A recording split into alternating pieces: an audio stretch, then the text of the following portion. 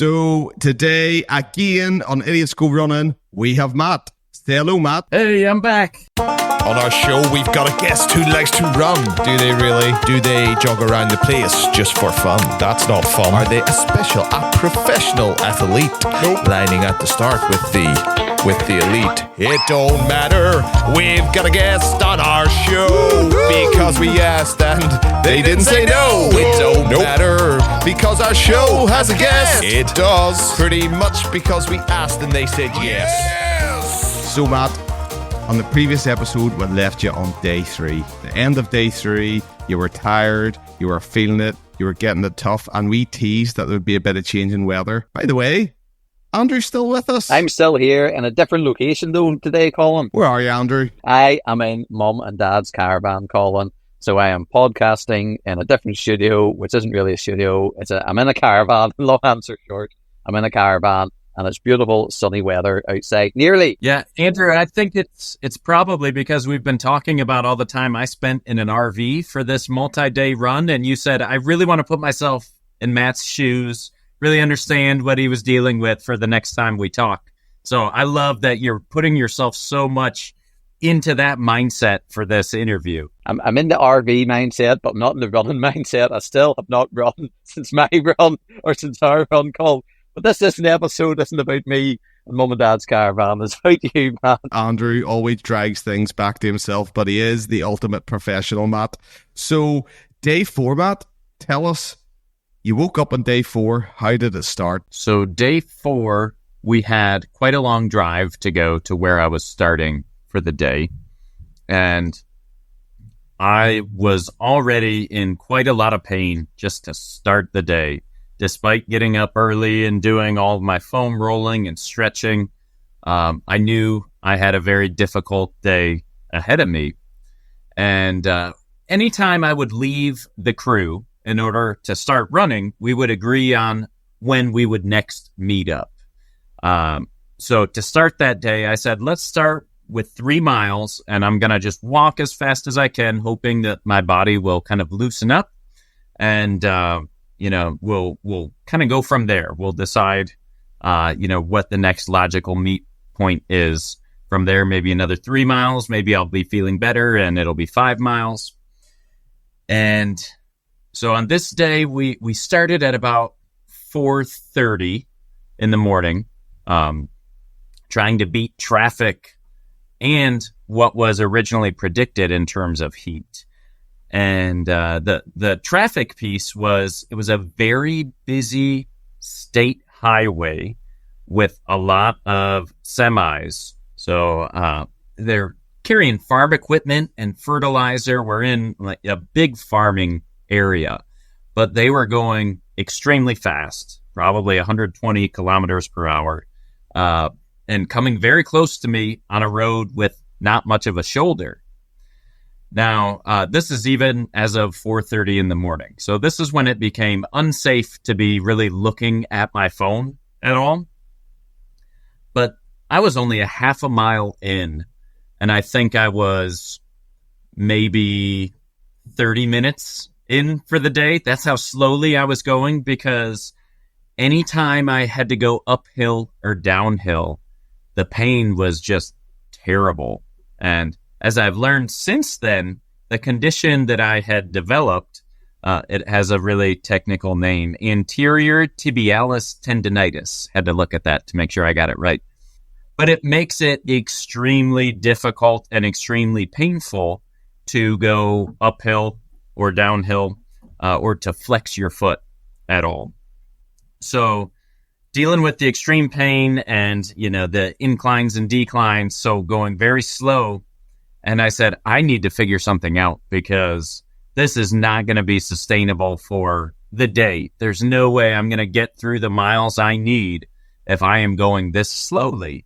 And without really feeling comfortable looking at my phone, I opened up, this will show you the kind of nerd that I am, the ChatGPT app, which has a speaking feature also where you can have a conversation with ChatGPT. So I was explaining to the app what I was feeling. At the time, I didn't know what it was called, but I said I'd like to try and get stretches topical ointment recommendations, massage recommendations, basically anything that I could find out that might help me to loosen up and feel a little bit better. And so I listened through my headphones of what ChatGPT was recommending.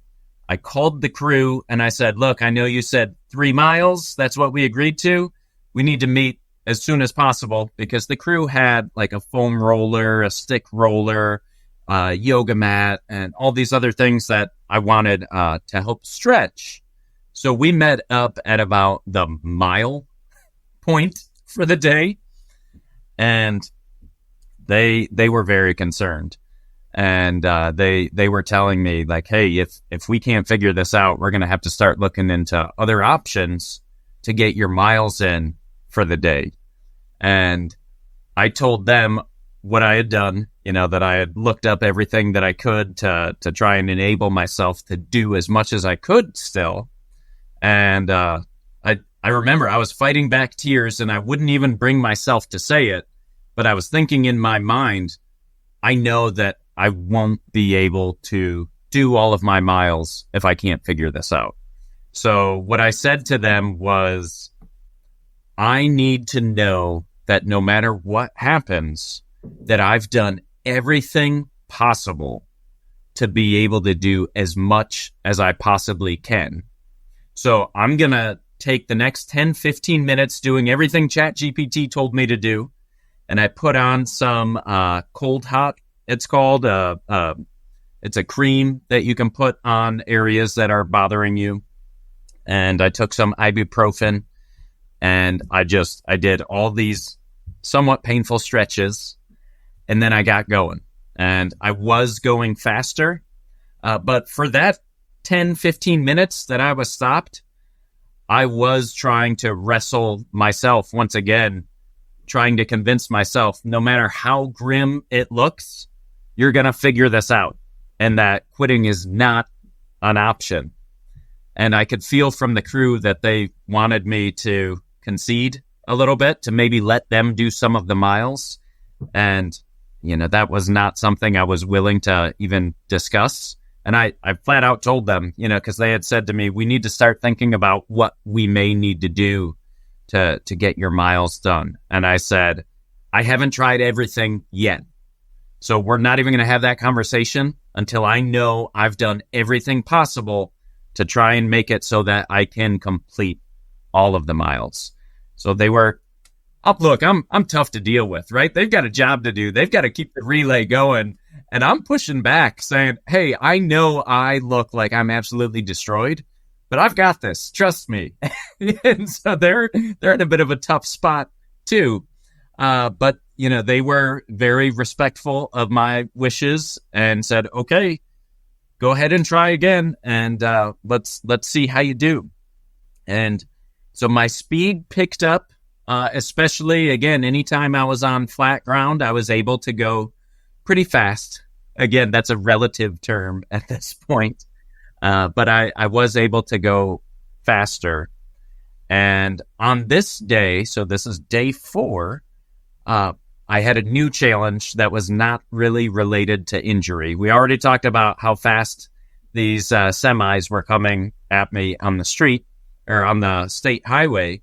On top of that, we had really strong wind gusts also. So these were crosswinds, which is maybe better, other than if it were, a tailwind. I know Andrew would have told me to just jump and let the wind carry me.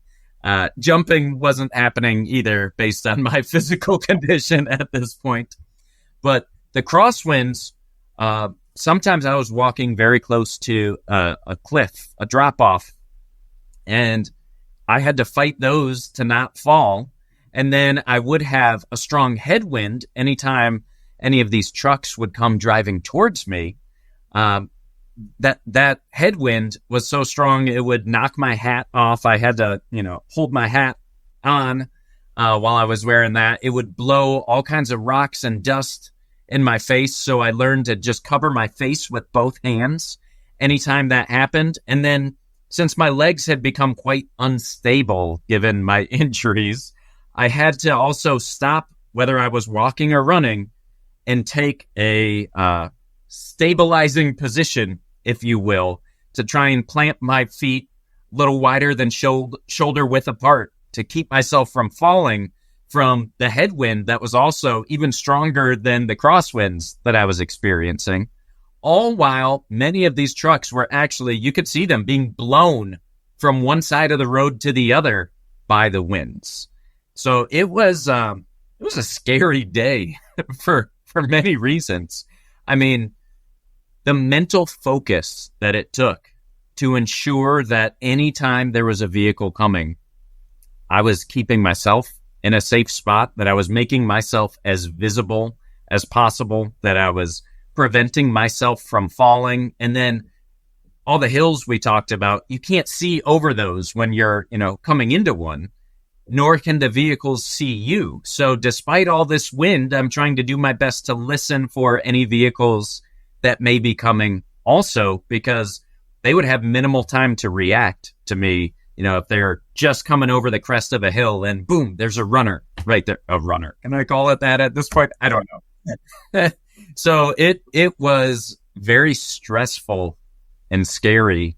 It was a new challenge that actually kind of distracted me from all of the pain I was in. So I guess I was thankful for that. Unbelievable, Matt. I didn't realize from your videos and everything the sheer amount of stuff you were going through. My wife would have give off to me, because you would have posted a video and you would have said, I'm feeling good, and then you went to walk off, and I looked at you and I thought, how's he keeping going? Because you just looked broken, completely broken at this stage from the outset, but obviously mentally, looking out from your eyes, you felt great. Was the wind better or worse than the sun? We asked the tough questions here on Idiots Go Running. That's a tough one, right? That's what we want to know. I was relieved because I really did not have any issues staying cool all day. When the wind is that strong and, it's very cloudy and overcast, staying cool was not a challenge. So I did appreciate the wind compared to the extreme heat I had previously been facing. I think I would still take that over the extreme heat that I was facing previously. And then what was your pace throughout that day? So you've been talking a lot about the trucks and the cliffs and all that stuff. What was your mileage like? So pacing wise, I was averaging between 15 and 20 minutes per mile on this day. And I ended up doing just over 25 miles on this day. And I remember it very distinctly because I got to the 100-mile marker for my run at the very end of the day. That's where the crew and I agreed that we were going to end for the day, but I had extra motivation. So as we got further into the day, there were a couple of things that really energized me. So one, and this is a cliffhanger we're picking up from the last episode on, I was at, I think, mile 12 or so at a crew stop, and I was eating a lot. It was a bigger fueling stop for me. And I said, you know what it's time for? Andrew knows. I know, Matt. I know. I just want to hear you say it. It was time for jelly. It was absolutely time for jelly. And it was funny because... Is it the first piece of jelly? This was you know what? The first piece of jelly, had I had it sooner, I would have been flying on the previous days. Hey, but I'm thinking what all the other listeners are thinking is like, this is your first bit of jelly 4 days in, if there were anything I could redo, biggest mistake of the run was waiting until day 4 to bust out the jelly. Well, this is it. Now, day one for breakfast, that jelly should have been out, man. It should have been the day before. The day before, even Colin and our run after 70 odd miles, you start to get jelly into you, Colin. Matt, I did. Dean Carnazes, friend of the show, always said about this here Cliff Margarita jelly, Matt. And do you know what? I'm not the hardcore into the raw Hartley's jelly that you guys take. I'm more of a lightweight. I'm into the athletic. Can we call it athletic jelly, Andrew? Professional jelly, I think jelly, we'll call it. Colin. We call it professional jelly, and Matt, I loved every square of it. And when I finished it, I was gutted. But Andrew, there's a nice point in having jelly so late into your run, is that maybe you're feeling a wee bit down and you take it and it just takes you to a different level, Andrew. If you had it in the beginning, it would have been that the norm. It's just getting that boost of energy. I hear you, but that Colin, any time is a good time for jelly. There's not a wrong time for jelly, except when you say there's no jelly. That's wrong. And Matt, what flavour of jelly did you have? Strawberry. I had saved strawberry. That was my favorite of the flavors that you had sent. And you'll be pleased to hear the crew was actually very intrigued by the jelly also. You know, this is not what Americans consider to be jelly. And so they asked if they could try it, and they thought it was awesome. Oh, wow. So, yeah, we're spreading the jelly word over here. And so far, the word is good. So I will tell you, after I had that jelly, I remember smiling ear to ear, laughing to myself as I began to run close to 11-minute miles. Yeah, actually. And I was like, it was the jelly. It was the jelly. Why did I wait so long? You sing the jingle. Was the jingle going on in your head, Matt? Of course it was. Of course it was. And I was just kicking myself for not having done it sooner. But the jelly only got me so far. And so I mentioned there were additional motivators for the day. And on this particular day, my family, my wife and my 3 kids were coming out to see me for the first time on the run.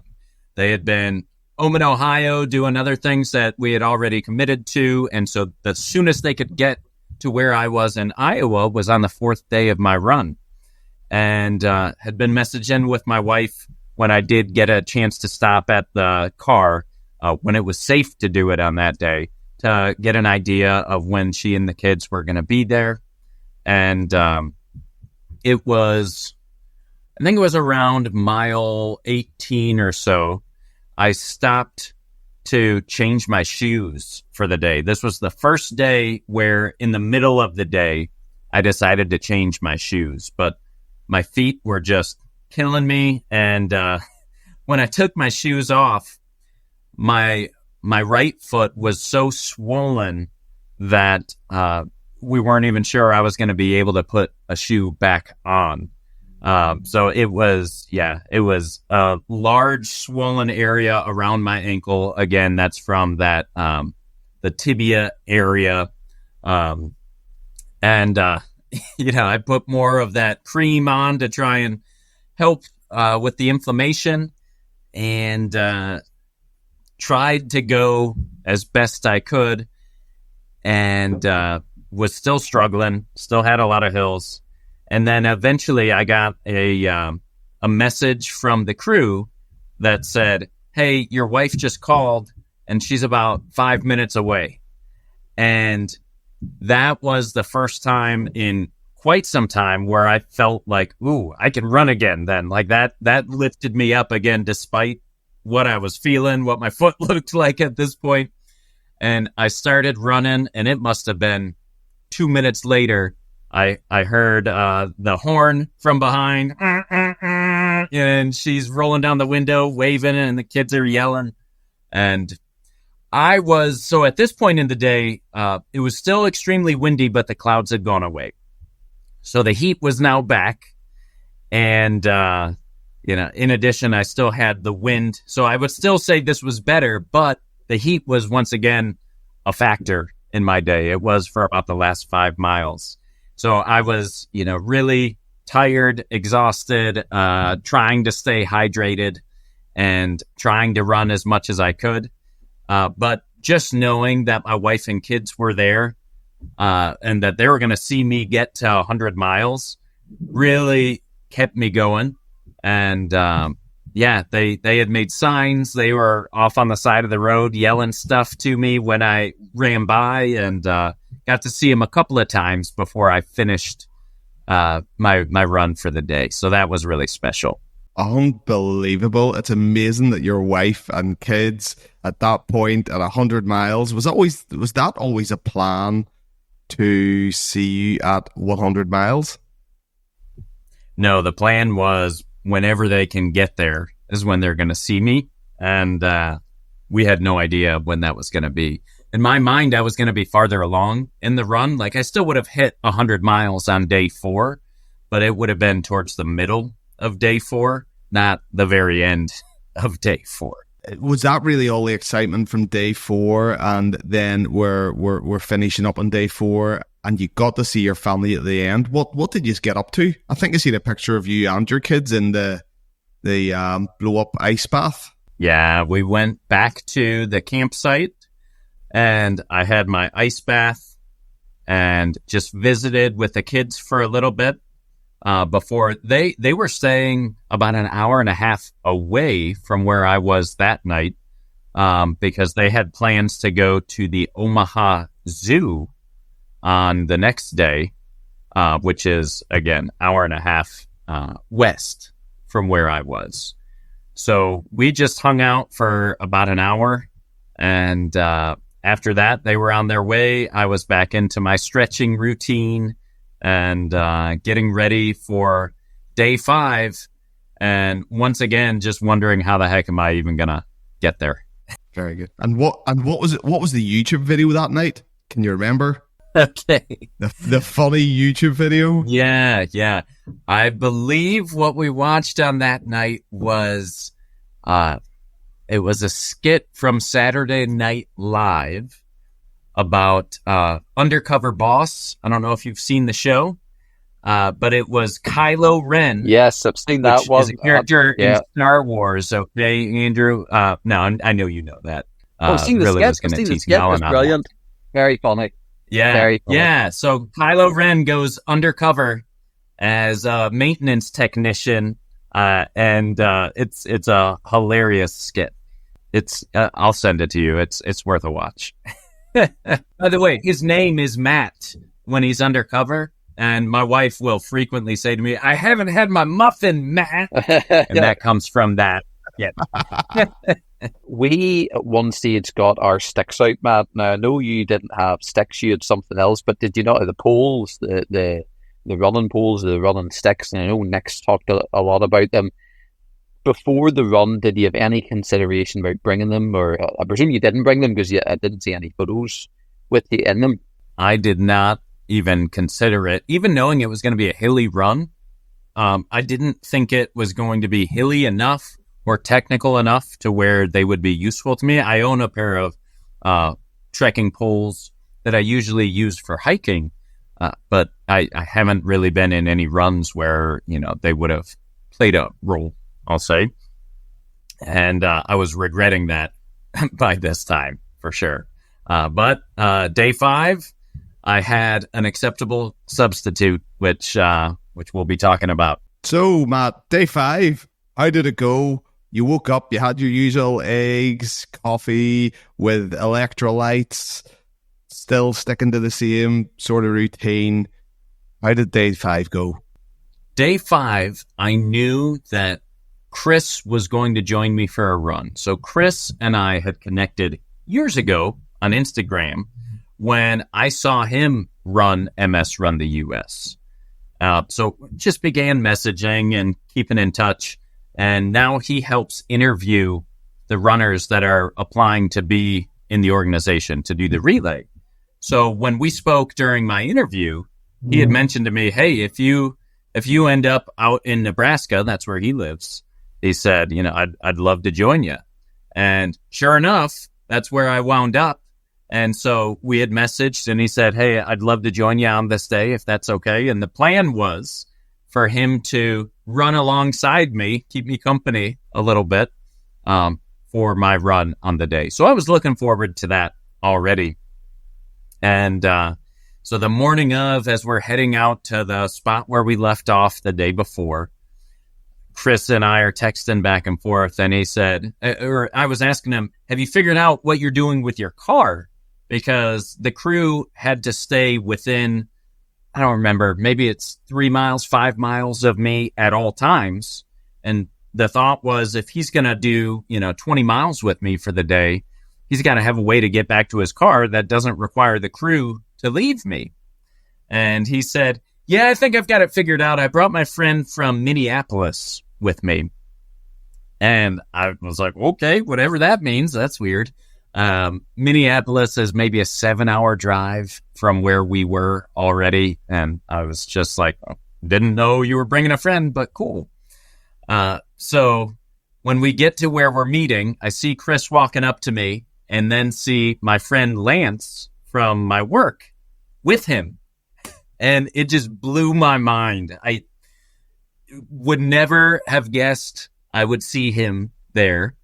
And I know he does a bit of running, but he's not, a distance runner like I fancy myself to be.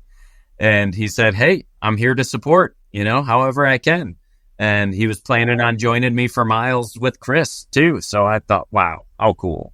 And me being the emotional guy I am, of course, I lost it for, I don't know, probably the 4th or 5th time already during my journey. But I said, well, hey, if you were planning on running, I'm sorry, but we're starting off with a real slow walk. And oh, by the way, if either of you spot anything that looks like it could be a good walking stick, I'd love it if you could help me get that. Because I knew I needed that extra support to try and relieve some of the pressure from my foot. And so maybe by mile 3 or 4, we had found a big pile of sticks in someone's front yard. And it looked like maybe they were getting ready to use these sticks for a bonfire. So I thought to myself, is it stealing? Maybe, but they have, if I had to count them, probably 200 sticks there. They're not going to miss one, and it's going to a great cause, right? So they gave an involuntary donation to MS Run the US is the way that I like to think about it. And actually, we started with 2 sticks, and then eventually I just got down to 1 that seemed to be really strong enough and fitting enough to help me. And we walked, but I was still going slowly, even with the stick. So I think we were at 7.5 miles for the day. And again, 3.5 hours in, something like that. So very, very slow. And the crew said, Matt, at this point, we really feel that we need to take advantage of the help that you have here today and give you some rest so that way you can finish all of your miles tomorrow. Now, rewind to maybe 2 or 3 days ago at this point, but I had spoken with the crew after we had the scary moment on day 2 with my MS symptoms, in addition to injury, where they were concerned. And behind the scenes, what was happening was a lot of phone calls with other people in the organization asking, is it safe for Matt to continue? We need to evaluate to determine, should we pull him from the run? They were calling my wife, asking her, hey, he's saying he's okay. Can we trust him? That kind of thing. And so I spoke with the crew and I said, guys, you're in a really tough spot because you have to just hope that when I tell you that I can keep going, that I'm right. And that I know what I can tolerate and handle, and when I am doing too much damage to myself from an injury perspective. And I recognize you're in a difficult spot where you may view it as I'm killing this guy's dream by pulling him off of the run, and I don't want to do that. And I said, at the end of the day, what it's going to come down to for me is knowing that I've legitimately done the absolute best I can do, but ultimately I'm going to trust you guys. So if you tell me, Matt, it's not safe for you to continue, we need someone else to step in and do some of the miles. I said, I want to just kind of relieve that stress from you and let you know that if it comes to that, I'm not going to fight you, no matter how much I want to continue, because you're doing your job, you're keeping me safe, and I want you to do that. I said, now in return, I'm going to tell you everything. I'm going to give you more information than what you need, so that way you can make an informed decision about saying Matt can't run anymore. I don't want there to be any guesses. And what we agreed to was that also I would give them numerical values for every little thing I was telling them, because I would go through body parts and say, this is at a 1, this is at a 3, right? And so we had worked out a decent level of communication in terms of trying to identify how big the problem was. But on day 5, it wasn't about pain so much as, hey, if you're going at this pace for the day, we've got to be done by tomorrow, because then the next runner comes in and, we got to keep things going. And that was a really difficult moment for me to accept, when they told me you need to take some time off and let Lance and Chris do some of the running for you. I don't remember exactly what I said, but I remember saying to them a couple of things that sounded like I was about to fight them. And that wasn't my intention at all. Yeah, I said, hey, I know you're coming from a good place, that you're keeping my best interests at heart, and that this is something that you see as necessary to keep the relay going, and you're just doing your job. And then I think I said, and I know that all sounds like I'm about to fight you and disagree with you. And I said, I'm not. I respect your decision. I just need a minute to process this, because it was not a reality that I was really even ready to accept. And so they gave me a moment, and I had a little bit of an emotional breakdown for a minute. But luckily, coming into that, because we were meeting up every 2 miles, and Lance and I were talking about, what does success mean, especially given the context of how badly injured I was. And it was really helpful talking with him about that, and, kind of going through mentally for myself. It's not necessarily Matt did all 148 miles. Maybe that would have been what success was had I not been injured. But given that I was injured, it was truly, has Matt done absolutely the best that he can? And I'm really the only one that would know that. And I said, so I got to just be able to be honest with myself and know that I have done the best that I can.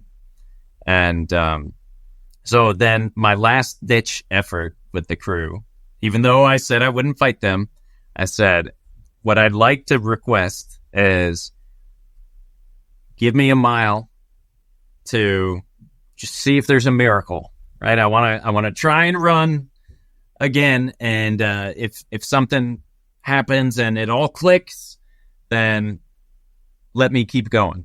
And they said, we'll give you a mile. That gives us a chance to kind of work out the plan with Lance and Chris, because they were both going to run simultaneously different sections, so that way we could advance more quickly.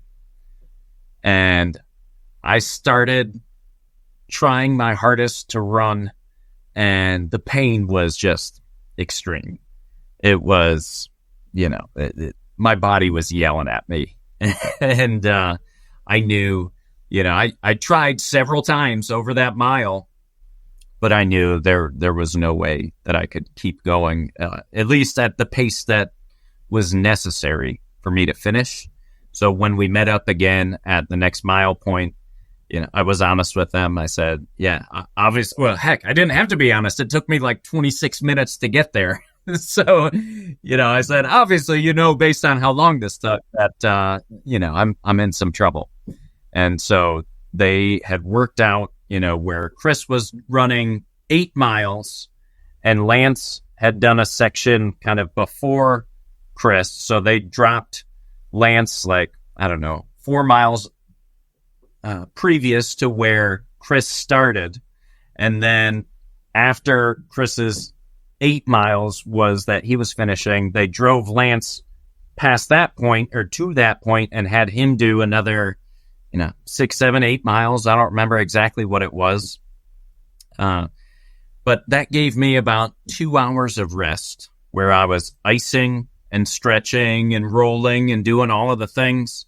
So eventually, for the remainder of the day, Lance and I were trading shifts, so to speak, and working the miles simultaneously. So we weren't side by side, but I was doing a mile or two here, and Lance was doing 2 miles, 3 miles ahead of me.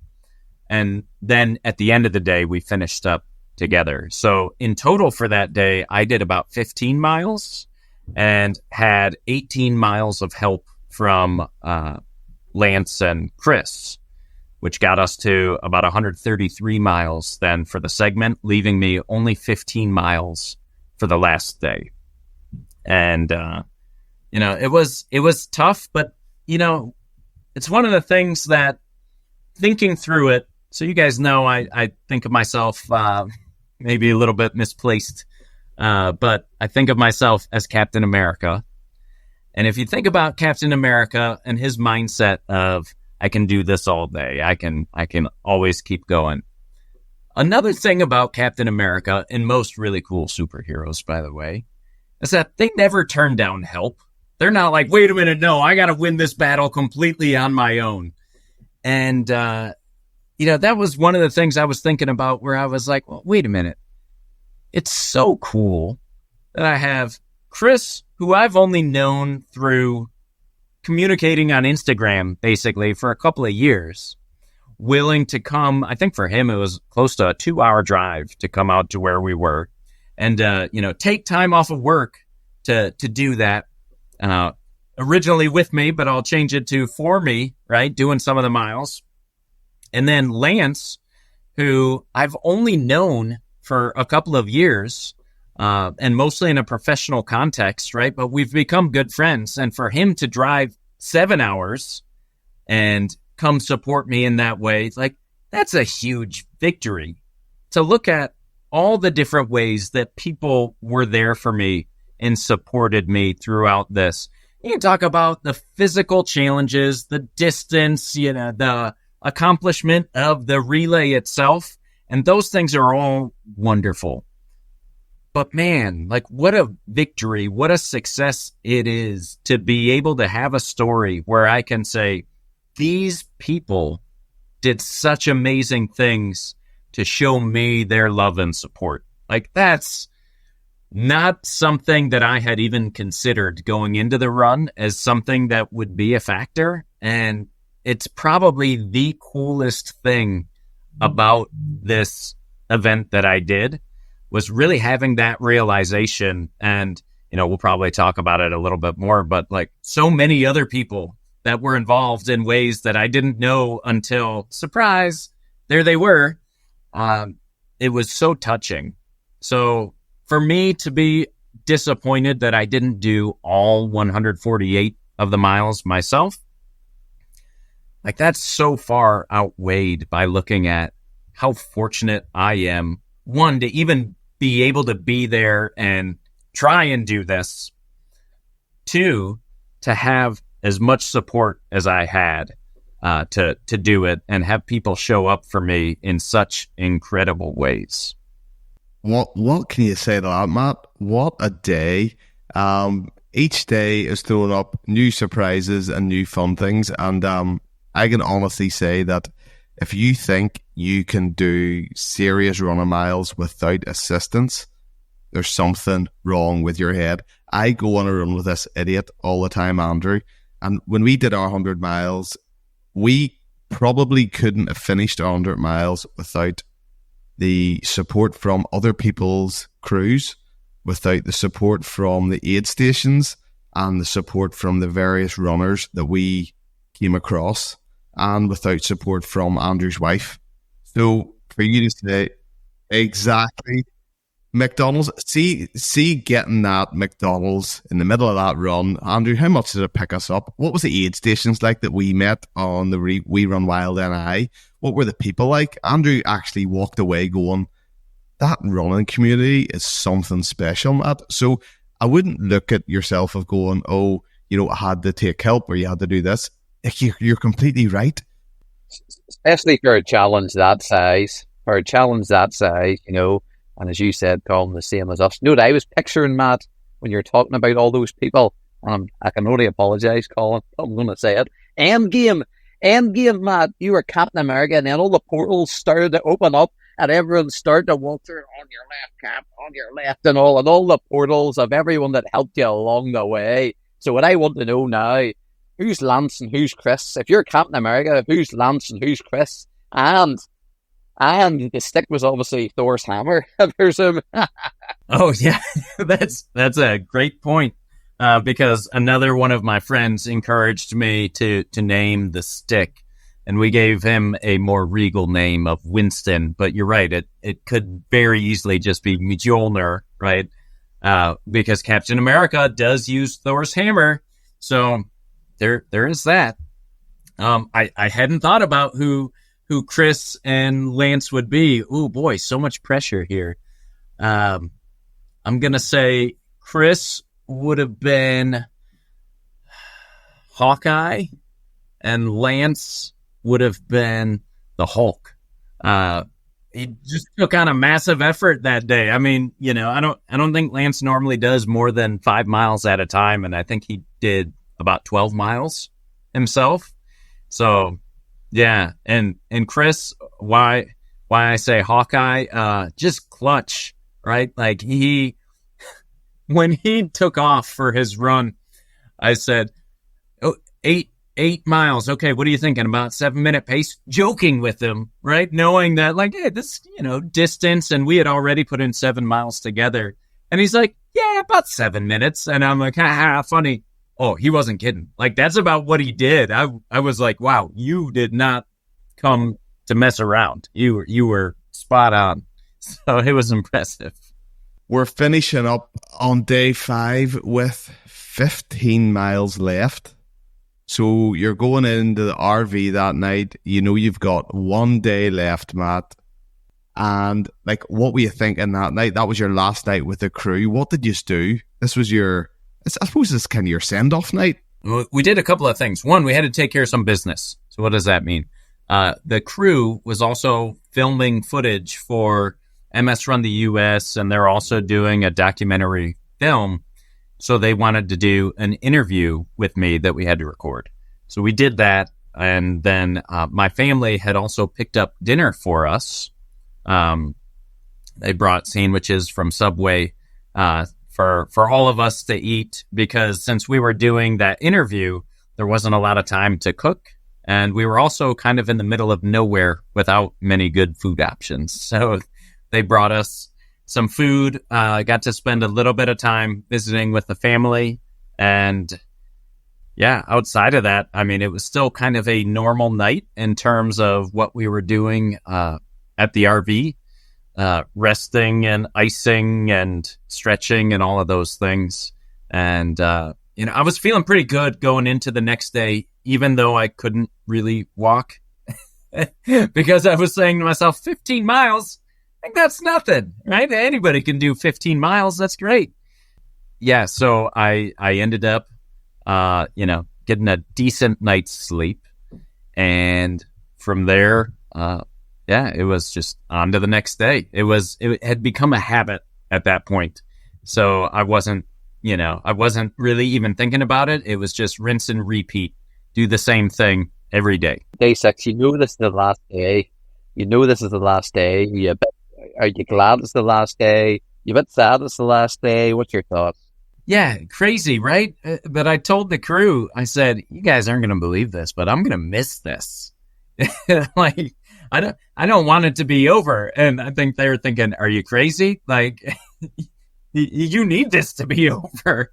But yeah, I mean, I had kept my walking stick, and I said, hey, we're just gonna, if we got to walk the whole day, even at a slower pace, that's doable. So I was feeling good. I was excited. I knew the finish was ahead, and I knew I had family time ahead. Also, we had plans for after the finish to go celebrate and explore some places we haven't been to as a family. So I was excited, all while telling myself, still enjoy every step, because who knows if you'll ever be here again, not just geographically, but even in this situation. Just breathe it in every single moment. So I was feeling good. I was optimistic. I was slow and kept with that same approach that we had talked about, though, trying to run. If I was able to run, do it until it was either too painful or it was slower than a walk. And so I did that off and on, and had some stints of 17-minute, 18-minute miles. I think the fastest I got down to on that last day was maybe 15 minutes for a little bit of a stretch. But the wife and kids were coming out maybe halfway into my run that day, based on what time they were leaving Nebraska to head back to where I was. And I was looking forward to that. And it was just a lot of country roads. In fact, Andrew, you may recall you called me at one point. We were doing a face call, and I said, I feel like I'm in Ireland, because it was rolling hills. It was very green, and and it was cloudy and overcast.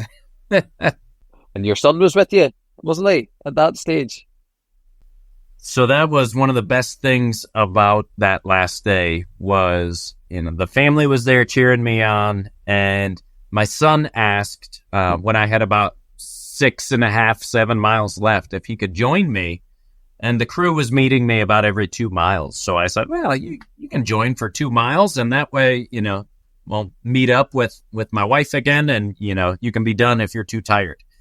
And he said, okay, great, let's do it. And it was funny. I was telling him, okay, now we're going to try and run. And he was bracing himself for running, right? He's like, okay, great, let's do it. So I start trying to run, and he's hearing me groan and yell, and like, I'm not going faster than walking. And he's like, Dad, you said we were going to run. This isn't running. And, it was, he did ask me, he was like, why are you still trying to run? You're in so much pain, clearly. And I told him, I said, hey, for me to know I did my best is really important to me. That doesn't mean I tried once and I'm done. Doesn't mean I tried 10 times and I'm done. It means until I'm done, I'm going to keep on trying my best over and over and over. That's the only way I'm going to know that I've done my best.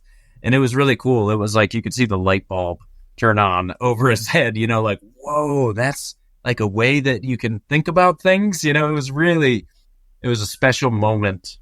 Not only that, but at the finish, so there's this big inflatable finish arch. And as I was coming into that, and in a moment, maybe we can talk about my surprise guests there. But as I was coming into the finish, my son, instead of running through that finish arch with me, he had gone off to the side on his own and didn't actually finish with me. And in the moment, I think I was just so overwhelmed, I didn't even notice. But we were watching the video the next day, and my wife pointed it out. And she said, why didn't you run through the arch with your dad? And he said, well, I had only run about 6 miles, and what Dad did was really incredible. It was Dad's moment. And like that brought tears to our eyes. Again, the 20th time that week probably for me, but just the sensitivity, the empathy of a 10-year-old boy to be that thoughtful. It was one of those moments where it's like, yeah, we're doing something okay as parents. You're always questioning, like, am I doing the right things? That was one of those moments where it was like, all right, we've done something right here. That's an amazing story. That's an amazing way. That's amazing. Really, really. And by the way, I did tell him, I said, hey, you could have come through with me. It was great what you did, But it was really special. That's amazing, Matt. So what you're saying is you just have to run 148 miles to see if you're doing parenting right. Is that what you're saying? Yes, everyone should go take that test, and then you can interview. I did. That's how you find out. So, yeah, I watched the video, Matt, and I think I watched it with my wife a couple of times. And you were running through, or you were. I'm going to call it running, because you know what? In ultra running, there's walking, there's running. It's a mix. You are running. You ran through the line and you got over it. Before he and did, collapsed, and all before your he family. did, he got that stick and he threw the stick. Didn't you, Matt? You threw it as far as you could, and then you ran through the You arc. threw Winston away. In the way. Yeah, don't worry. I went back and got him because I needed Winston to help me walk for the next several days. So Winston came on vacation with us. And I suppose, do you know what? He didn't do the complete run as well, so it wasn't right for him to cross the line either. That's right. That's right. So there you go. If Winston ain't crossing, your son's not crossing. But you collapsed at the end, and your family got round you. Talk us through the emotion and what happened next, Pat. What happened next? You've crossed the line. You've completed the challenge. How were you feeling? What's next? Well, I knew I would be emotional because so many times, even through my training, I got emotional visualizing myself finishing. I think that's important. Like when it comes to goal setting, is actually visualizing yourself accomplishing what you set out to accomplish. And given that I had already gotten emotional thinking about it while training, I knew it was going to happen. And so just to know where I've come from, and you guys know when I was diagnosed with MS, I was told in 5 years you're going to be in a wheelchair. And here we are, 4.5 years later, and injuries and all, I still did something just ridiculous, right? And to see not only what I was able to do and to overcome so much, including a really kind of depressing prognosis, but on top of that, to have my wife who has supported me every step of the way and said, you want to go do these crazy running things? Go ahead. To have my kids there to feel their support and to feel as though I'm showing them how to tackle when life throws you lemons. And, it's so much, I'm probably still processing it, honestly. But it was great. And then on top of that, I had more surprise visitors there too. I had my best friend since I was 4 years old. He was 4 years old also there with his wife. That surprised me. And by the way, I'm just going to take this moment to share. This is like the quickest but best story of how we became best friends. It was our first day of kindergarten. I walked into the room and I saw him there was a little slide.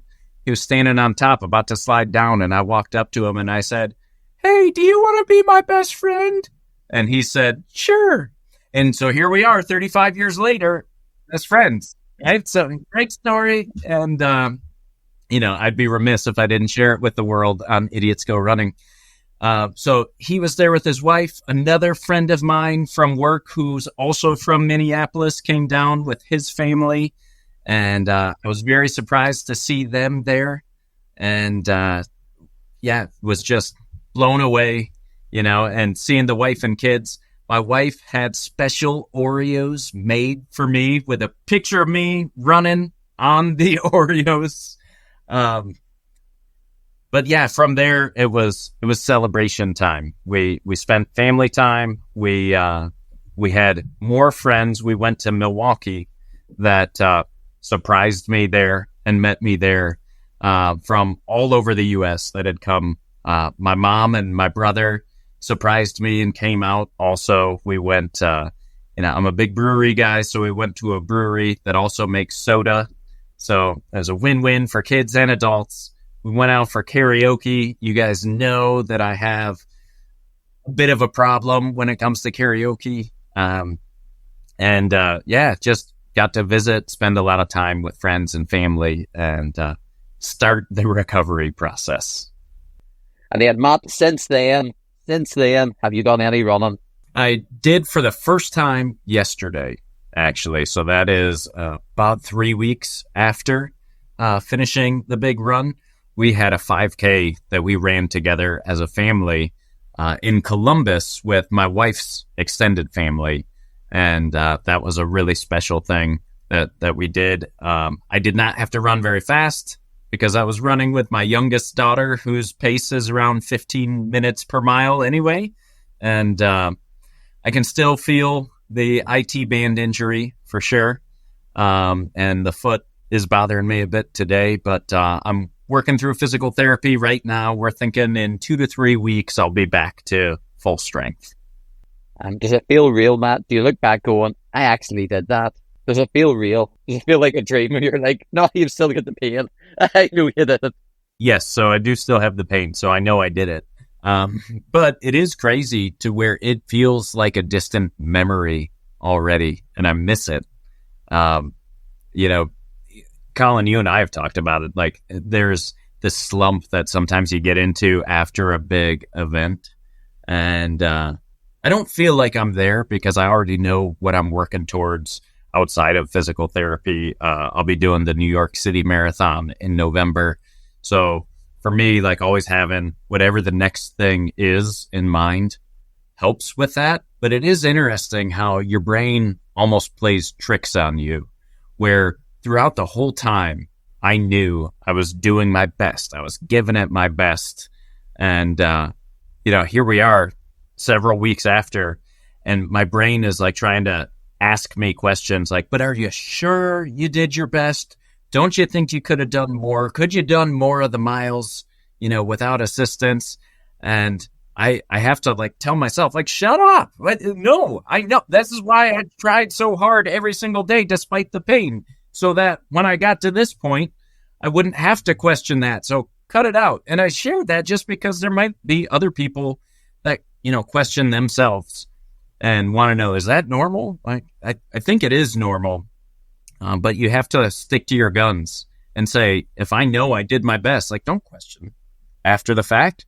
Like, that was 100% the best I could do. And I am proud of it. I should be. I fought for it. I fought through it, And Matt, what you said there is so true. I go into a super slump. I've spoken to you loads of times. I'm the most annoying person to be around after an event.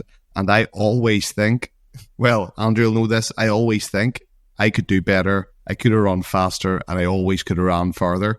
Unlike you, I don't tell my brain to shut up. I'm just stewing over it for ages. But we all get over it in different ways, I presume. Yeah, I mean, the important thing is to not stay there, I think, to just find some way to move forward and not be stuck in whatever that slump is. And there's always something else on the horizon. You might not know what it is, but set another goal, have another adventure, something else to look forward to. You've got the New York City Marathon, and it's amazing in its own right. I think me and Andrew spoke about it before, where you might not know what the next adventure is, but or I've come to realize that it always leads to the next adventure. And Matt, I suppose in that point, I really look forward to hearing your next adventure, seeing your next adventure, and seeing what's next. Yeah, Matt, have you enjoyed it? Yeah, I can't thank you guys enough for all of your support and your friendship, before the run, leading up to the run. Also encouraging others to learn about what I was doing with MS Run the US, and, just being great friends throughout also. So it's been awesome. And on that note, Matt, something amazing happened. The eve of your run, you hit your fundraising goal. Tell us about that. Yeah. Large amount. It wasn't a small amount you had to raise. No, in fact, the organization sets a minimum goal for people. And I have this problem where I don't like the word minimum anyway. So I got that goal. I hit that minimum goal several months before my run. And so I said, double it. And so I had a new goal, which was 20,000 US. And it was the night before I hit that goal. I had done a big push and gotten help from a lot of people in getting the word out the week before. So it was really cool going into the run knowing, okay, that part is done. I hit that goal.